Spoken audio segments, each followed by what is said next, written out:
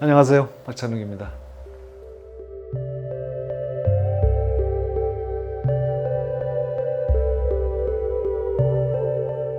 이 영화는 제 작품 중에서도 행간에 감추어진 뉘앙스 같은 게 좀 풍부한 그런 것을 더 중시한 작품이었기 때문에 한 줄 한 줄 단어 하나하나를 음미한다는 거, 다음 씬으로 넘어갈 때 생기는 생략과 비약이라는 것이 있고, 또 교차 진행을 할 때는 서로 다른 장소에 있는 그런 상황이 하나로 엮이는 그런 것을 상상할 수 있게 되죠. 거기서 어떤 매력을 느끼시지 않았을까 생각합니다.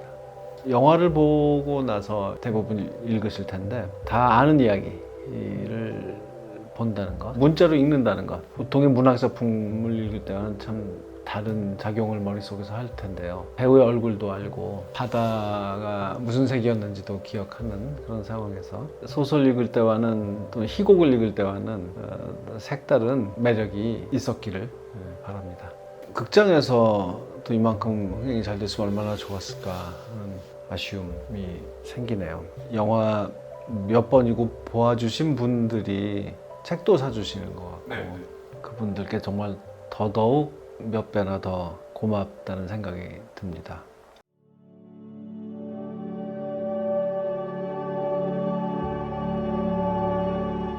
해주 결심이라는 제목이 들어가면서도 사람이 하는 말처럼 느껴지게 하고 싶었어요. 대사처럼 하고 싶었고요. How to make 작법이라든가 기술 서적이라든가 뭐 그런 느낌이 있으면 재밌을 거라고 생각을 했고, 해주 결심을 어떻게 만드셨어요? 라고 질문 받으면 해주 결심을 어떻게 만들었냐 하면은요 라고 하면서 보여줄 법한 그런 사진, 그래서 그런 제목을 떠올렸습니다.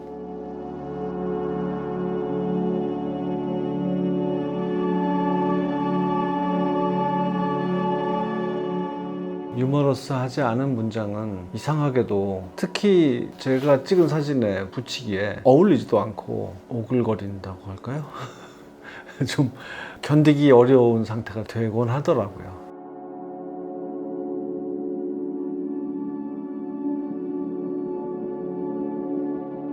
첫째는 배우들이 있기 때문에 이 배우들에 대해서 좀 설명을 해주고 싶었고, 하나의 영화를 만드는 과정에서 산출된 작품들이기 때문에 설명이 좀 필요하다고 느꼈어요. 왜냐하면 책을 보는 사람이 도대체 이 사진이 왜 헤어질 결심하고 도대체 무슨 상관이 있지? 라고 질문할 테니, 예를 들면 각본을 쓸 때라든가 편집을 할 때라든가 이런 식으로 어떤 상황에서 어떤 마음으로 찍었나, 그런 얘기가 몇 년 몇 월부터 몇 년 몇 월까지 찍힌 뭐 아무 사진이나 갖다 쓴 게 아니다 라는 것은 좀 아실만하게 하고 싶었습니다.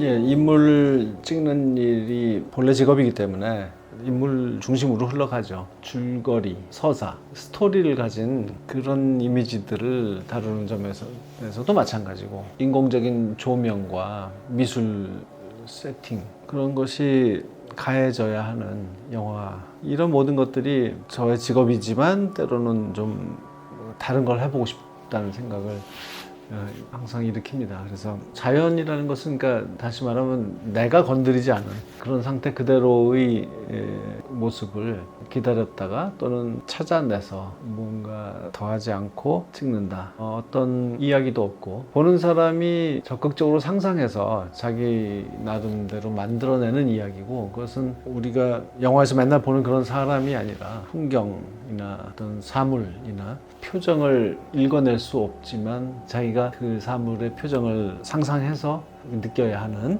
그런 대상을 찍는 일이 저에게 새로운 영감을 주는 것 같아요. 주인공이 없는 사진이라고 그렇게 부를 수 없는 사진들도 확실히 있죠. 좀 더 넓게 생각하면 보통 주인공으로 취급될 수 없는 하찮아 보이는 사물이나 풍경, 그림 엽서에 나올 것 같은 절경이 아닌 정물 사진을 찍듯이 그렇게 접근하고 광채를 부여하려고 했습니다. 물론 배우들 사진이 있으니까 현장에서의 포착한 얼굴들, 그런 인물들 사진이 많이 있고, 넓게 말하자면 어떤 한 편의 영화를 만들 때 첫 구상에서부터 완성할 때까지 그 긴 시간 동안 저를 둘러싼 환경을 기록한 그렇다는 점에서 아가씨 때 만들었던 책하고 똑같은 개념이라고 할 수 있습니다.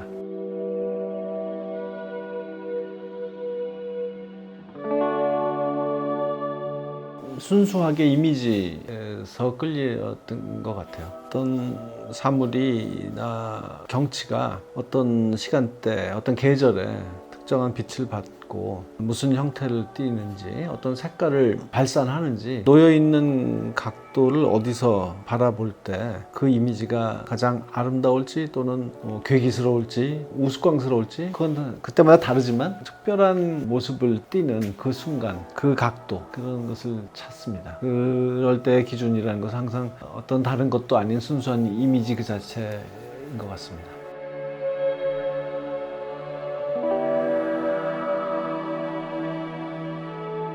디지털 카메라로 찍었고요. 맨 마지막 장에 실린 것은 스마트폰 사진이고, 많은 것들이 라이카의 M과 Q였고 하셀브라드의 디지털 X1D도 있습니다.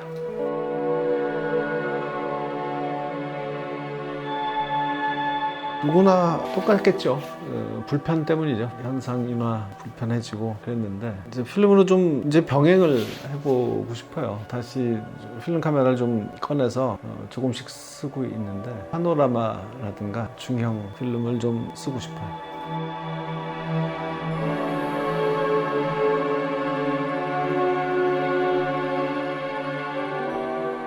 시기적으로 첫 사진, 그리고 책에서는 맨 마지막에 배치한 영국의 어떤 바닷가인데, 제가 경력에서 가장 힘들었던 리틀 드러머걸이라는 BBC 시리즈를 편집 후반 작업도 다 했는데 디렉터스 컷 만드느라고 또 몇 달을 더 하고 하니까 정말 탈진할 것 같은 상태였는데, 완전히 끝내고 며칠 동안 짧은 휴가 얻어서 여행하던 때, 그때 이미 이제 머릿속에 회색결심이라는 다음 작품을 구상이 시작된 단계였고, 마침 그 바다를, 해질녘의 파도를 보면서 하나의 내 경력의 챕터가 이제 마무리되고 새로운 챕터, 이 다음 것은 영화다, 극장용 영화다, 그리고 한국에서 한다, 그리고 바다에서 마무리된다, 이런 것을 계획하면서 벅찼던 그 기억이 소중하기 때문에 그렇게 생각합니다.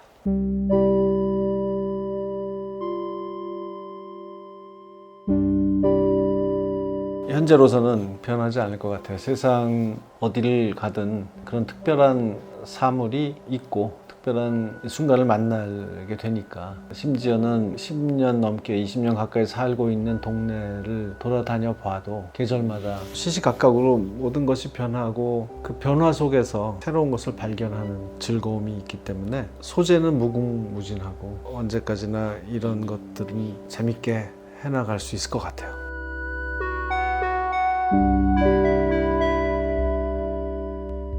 제가 전부터 발작을 좋아했고, 전기적인 그런 걸 읽으면서 느낀 인간적인 매력도 있겠고, 그 작품 하나하나가 너무 재미있어서, 정말 글자 그대로 재미가 있어서 좋아해왔어요. 근데 그 중에서도 사촌 퐁스라는 이 작품은 후기작이고요. 제일 재밌는 작품 중에 하나인 것 같아요. 제 생각에는. 퐁스라는 어떤 주책이라면 주책이고, 괴짜라면 괴짜고, 그러나 악한 구석이 없는 호인이고 가련한 사람인데, 이 사람이 겪는 불행을 정말 가감없이 냉정하게 묘사를 하는데, 그런데 문체는 냉정한 것과는 거리가 먼, 비유가 한 문장도 안 빼놓고 등장하는 정말 수사로 가득 찬 그런 수다스러운 그런 문체로 묘사를 한단 말이에요. 근데 거기서 오는 그 충돌이 나는 너무 재밌어요. 엄청난 불행을, 바닥까지 물들을 끌어내리면서 묘사를 하는데, 그 묘사가 너무 재치있고 화려하다는 점에서 정말 재밌습니다. 근데 마침 또 제가 이 책을 읽기 직전에 나보코프의 푸닌이라는 작품 바로 다음에 이걸 읽었어요. 그래서 공교롭게도 둘 다 가련한 남자 노인의 얘기예요.